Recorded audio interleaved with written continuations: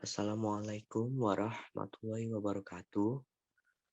Perkenalkan, saya dari Praktikan SIM sesi Jumat 1 kelompok 64 akan mempresentasikan yaitu tentang modul 4 yang berjudul hosting dan aplikasi Android.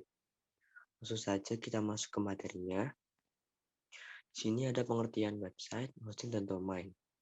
Website adalah salah satu aplikasi yang berisikan dokumen-dokumen multimedia atau teks, gambar, suara, animasi video di dalamnya menggunakan protokol HTTP atau Hypertext Transfer Protocol dan untuk mengaksesnya menggunakan pengguna yang disebut browser.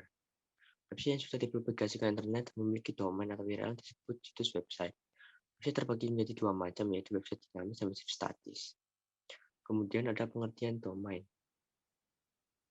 Pengertian domain menurut premis Raban.eu dominami atau EU domena bahwa sistem domain DNS sesungguhnya adalah sistem global atau global addressing system yang membuat biasanya penerjemahan ala indera protokol atau IP yang tersusun atas angka menjadi nama atau nama domain dan sebaliknya.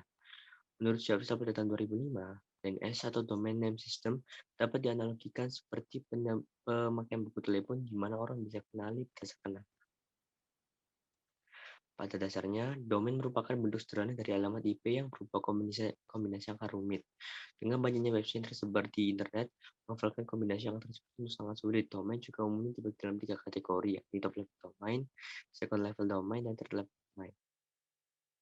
Lalu ada hosting. Hosting merupakan tempat penyimpanan data website, di mana di dalamnya meliputi kapasitas penyimpanan, bandwidth yang merupakan sebuah kapasitas yang digunakan untuk mengukur jumlah pengunjung website serta database. Menurut Aliyun, hosting juga memiliki arti lain berbasis internet sebagai tempat penyimpanan data atau tempat menjalankan aplikasi tempat terkhusus yang disebut dengan server dan dapat diakses melalui jaringan internet. Ada beberapa jenis layanan hosting, yaitu shared hosting, VPS atau virtual private server, dedicated server, colocation.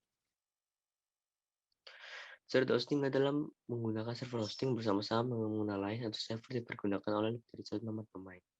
Lalu ada VPS, Virtual Private Server, atau juga dikenal sebagai Virtual Dedicated Server, merupakan proses virtualisasi dari lingkungan sistem operasi yang dipergunakan oleh server. Lalu yang ketiga ada Dedicated Server, adalah penggunaan server yang dikhususkan untuk aplikasi yang lebih besar dan tidak bisa dioperasikan dalam shared hosting atau Virtual Dedicated Server. Lalu juga ada colocation server, adalah layanan penyewaan tempat untuk meletakkan server yang dipergunakan untuk hosting. Lalu kita masuk ke dalam pengertian aplikasi Android. Aplikasi adalah program yang digunakan orang untuk melakukan sesuatu kepada sistem komputer. Mobile kan sebagai perpindahan yang mudah dari satu tempat ke tempat yang lain, misalnya telepon mobile. Berarti bahwa terminal telepon yang dapat berpindah dengan mudah dari satu ke tempat lain tanpa terjadi pemutusan atau terputusnya komunikasi. Menurut Nasruddin Salfaat atau pemrogram aplikasi mobile smartphone dan tablet PC berbasis Android, Android adalah sebuah sistem operasi pada handphone yang bersifat terbuka dan berbasis pada sistem operasi Linux. Android bisa digunakan oleh setiap orang yang ingin menggunakannya pada perangkat mereka. Android merupakan platform terbuka bagi para pengembang untuk menciptakan aplikasi mereka sendiri yang akan digunakan bermacam perangkat bergerak. Nah, sebuah lisensi perangkat lunak dan sangat terbuka filter kelebihan Android ya. Yang pertama ada multitasking. Android mampu membuka beberapa aplikasi sekaligus dan mengakses salah satunya. Yang kedua, kemudahan dalam notifikasi. Yang ketiga, akses mudah terhadap ribuan aplikasi Android lewat Google Android Market. Dan yang keempat, bisa menginstal ROM yang modifikasi. Kemudian kita akan masuk ke dalam laporan resmi dan juga saya akan menjelaskan sedikit tentang studi kasusnya. Jadi pada modul 4 ini saya masih tetap akan mengulas studi kasus yaitu tentang bagaimana konsumen maupun karyawan akan membeli buku melalui web. Jadi nantinya di sini kita akan membuat web yang di mana itu karyawan serta konsumen dapat membeli buku secara mudah dengan melalui website. Untuk penjelasan websitenya akan dijelaskan oleh partner saya yaitu Fata. Terima kasih.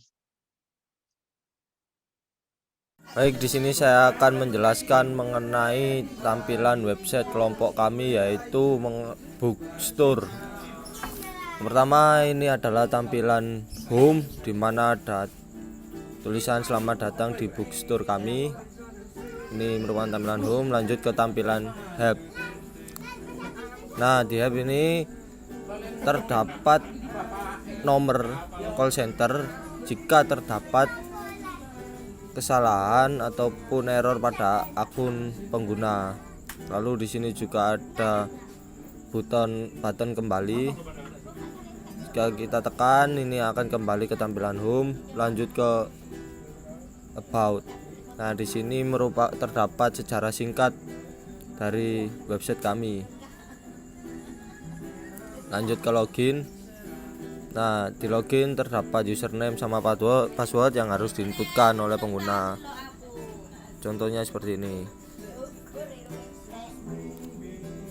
Nah, apabila password salah, maka akan muncul keterangan password Anda salah. Kita inputkan kembali yang benar. Nah, jika password dan username benar, maka akan muncul tampilan input dan data, di mana input ada beberapa entitas seperti pembeli, kasir, buku administrasi, dan nota. Begitupun juga di data. Jika kita klik input pembeli, nah di sini kita dapat memasukkan ID pembeli, ID kasir, nama pembeli, sama alamat pembeli. Lanjut ke input kasir. Di sini kita dapat menginputkan ID kasir, nama kasir, username sama password. Lanjut ke input buku, input administrasi. Nah, di administrasi ini kita bisa menginputkan judul buku sama jumlah. Lanjut ke buku, input buku. Nah, di input buku sendiri ada tampilan untuk menginputkan ID buku, ID kasir, judul buku, dan harga. Lanjut di input nota. Di sini bisa menginputkan nomor nota, judul buku, sama nominal. Nah, di input ini yang bisa menggunakan hanya admin saja. Lanjut ke data. Kita ke data nota. Di data nota ini ada nomor nota, judul buku, dan nominal bukunya. Jika kita ingin menginputkan lagi, kita tinggal klik input lagi, maka tampilan akan masuk ke tampilan input nota. Kembali kita ke data pembeli. Data pembeli ini terdapat tampilan ID pembeli, ID kasir, nama pembeli, dan alamat pembeli. Nah, jika kita ingin menginputkan kembali, tinggal klik button input kembali. Nah, jika kita klik kembali, maka tampilannya di tampilan login. Lanjut ke kasir. Di kasir ini terdapat ID kasir, nama kasir, username, sama password. Lanjut ke data buku. Nah, di data buku sendiri ini terdapat ID buku, ID kasir, judul buku, dan harga buku. Lanjut ke administrasi. Nah, di administrasi terdapat judul buku sama jumlah buku yang tersedia. Nah, lanjut setelah selesai, kita tinggal klik button logout, maka akan dialihkan ke tampilan logout dan terdapat terima kasih, kata terima kasih, membaca, dan merdeka. Ini ada button logout, tinggal kita klik, maka akan kembali ke tampilan awal atau tampilan home.